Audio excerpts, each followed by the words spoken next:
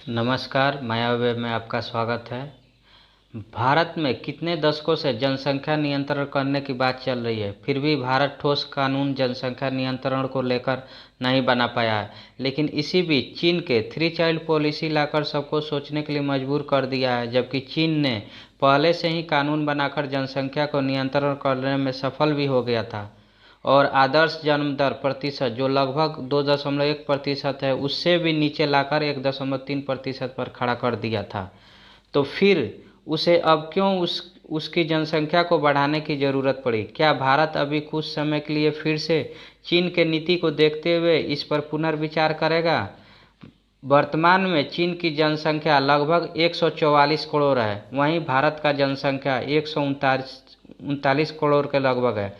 वहीं अमेरिका ने 33 करोड़ जनसंख्या को 4.25% वृद्धि कर 35 करोड़ पहुंचा है, जो 100 करोड़ करना चाहता है। सन 1949 में पीपुल्स रिपब्लिक ऑफ चाइना बनने के बाद चीन में जन्म दर को नियंत्रण करने का काम शुरू हुआ। माओ जेडोंग के मृत्यु के समय तक 1976 तक इसकी रफ्तार धीमे थी। फिर डेंग जियोपोंग के जोर देने पर चाइना में जन्म दर को नियंत्रण करने के लिए जोर दिया गया। लेकिन सन 1978 में वॉलेंट्री प्रोग्राम अनाउंस हुआ, जिसमें 2 बच्चों तक को मान्यता मिली। लेकिन सन 1979 में 1 चाइल्ड पॉलिसी चाइना की सरकार ने लाई, जो 25 सितंबर 1980 को 1 चाइल्ड पॉलिसी लागू भी हो गई। फिर चाइना ने 2007 में एक से ज़्यादा बच्चे होने पर जुर्माना लगाने का प्रावधान किया। लेकिन ग्रामीण क्षेत्रों में पहला बच्चा लड़की होने पर दूसरा बच्चा जन्म देने की छूट थी। इसी कारण चीन में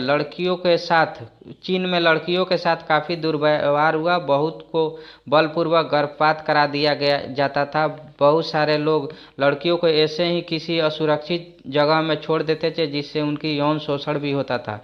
इसी कारण चीन के लिंगानुपात में काफ़ी अंतर देखने को मिला। क्या आप जानते हैं, इस समय 2011 के जनगणना के अनुसार भारत में लिंगानुपात प्रति व्यक्ति 1000 पुरुष पर 940 महिला है। इसके साथ ही चाइना में राष्ट्रीय जन्म दर में काफ़ी गिरावट देखने को मिली और चीन को राष्ट्रीय जन्म दर 1979 में 5.9% था, जो 1990 में 1.7% और 2016 में यह दर 1.3% तक पहुंचा। लोगों ने इस पॉलिसी से बच्चे को जन्म देने के प्रति काफ़ी उदासीन हो गए और वे धीरे धीरे इस माहौल के आदी हो गए।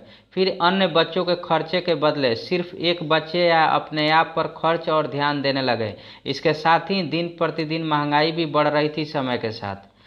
वर्ष 2016 में चाइना में कुल 1,79,00,000 बच्चा जन्म लिया। फिर क्या था, चीन को लगा कि अब जनसंख्या नियंत्रण हो गया और इसी बीच चीन के अर्थव्यवस्था को लेकर लगा कि कामगारों की संख्या भी जरूरी है तथा चीन का बाजार तो पूरे दुनिया में है। वह अपनी परेशानियों को समझते हुए 2016 में 2 चाइल्ड पॉलिसी लेकर आया। 2016 के 3 साल के बाद 2019 में जन्म दर में 33 लाख की और कमी हो गई, यानी कि 2019 में 1,46,00,000 बच्चों ने जन्म लिया।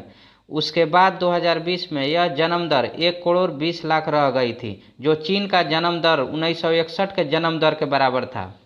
15 से 60 वर्ष के बीच उम्र वाले कामगारों की संख्या पिछले दशक में 70% से घटकर 63% हो गए तथा 60 वर्ष से ज़्यादा उम्र के लोग 2010 में 13% से बढ़कर 2020 में 18.7% हो गए, यानी कि चीन अब बुढ़ापे की तरफ अग्रसर होने लगा।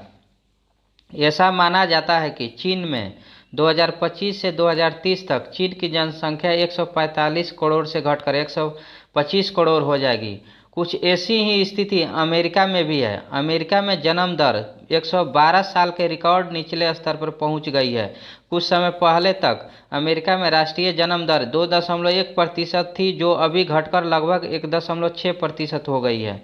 भारत में प्रधानमंत्री ने जनसंख्या नियंत्रण को लेकर 2019 में 15 अगस्त के दिन जनसंख्या कम करने के संकेत दे चुके हैं। इटली में भी लॉकडाउन में जन्म दर में भी काफ़ी गिरावट देखने को मिला है। भारत में इससे पहले भी जनसंख्या नियंत्रण के लिए प्रयास किए गए। वर्ष 1947 में भारत की आज़ादी के समय यह कुल जनसंख्या 36 करोड़ थी, जो 73 वर्षों के बाद में यह 100 करोड़ और बढ़ गई है। जनसंख्या नियंत्रण के लिए लगभग 35 बार विधेयक पेश किया गया, लेकिन अंततोगत्वा कानून का शक्ल नहीं ले सका। हाल ही में दिसंबर 2018 में संजीव बलियान ने जनसंख्या नियंत्रण को लेकर विधेयक पेश किया था तथा 125 सांसदों का समर्थन भी प्राप्त हुआ, लेकिन फिर से कानून में बनने में असफलता मिली। सन 1970 के राष्ट्रीय आपातकाल के समय तत्कालीन प्रधानमंत्री इंदिरा गांधी के समय नसबंदी का प्रयास किया गया। कई लोगों को जबरदस्ती नसबंदी किया भी गया। उसी समय इंदिरा गांधी ने नारा दिया कि हम दो हमारे दो, लेकिन कई लोगों ने इसके विपरीत किया, हम दो हमारे गिन लो वाली रणनीति अपनाया। लेकिन चीन के मायने में जनसंख्या नियंत्रण के कई कारण थे जो पूर्ववत थे, जो कि 1960 में भोजन का दुनिया भर में संकट, क्योंकि उस समय तकनीक उतना विकसित नहीं था कि कम जनसंख्या होते हुए भूखमरी से उबर सके। फिर अमेरिका में जन्मे, जो कि 1970 में नोबेल पीस प्राइज विजेता नोरेमन बोरलॉग ने यह सिद्ध कर दिया कि लोगों को पेट भरने के लिए ज़मीन बढ़ाने की ज़रूरत नहीं है, बल्कि कम भी ज़मीन में अच्छे पैदावार करके सबका पेट भरा जा सकता है और भूखमरी को मिटाया जा सकता है। इतना करने के बावजूद चीन की जन्म दर में कोई खास प्रतिशत की वृद्धि देखने को नहीं मिली। इसलिए चीन में घटते कामगारों, बढ़ते उम्र के लोग और वैश्विक बाजारों में अपना जाल बिछाए रखने के लिए चीन ने फिर से अपनी जनसंख्या को बढ़ाने का निर्णय लिया है।